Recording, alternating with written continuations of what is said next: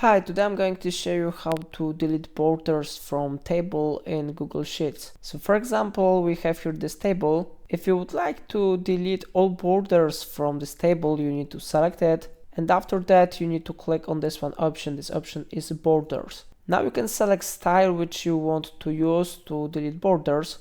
If you will select this option, all borders will be cleared. And then you will get the effect while you will not have the borders on your table. But if you would like to have only inner borders, you need to select this table again. You need to click on borders, and here you need to select this one option. This option is inner borders. Then you will have only inner borders here.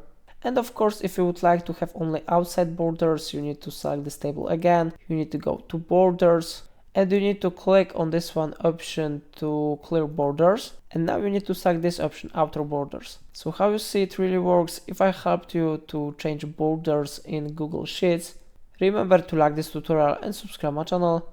Please let me know in comment if you have a problem.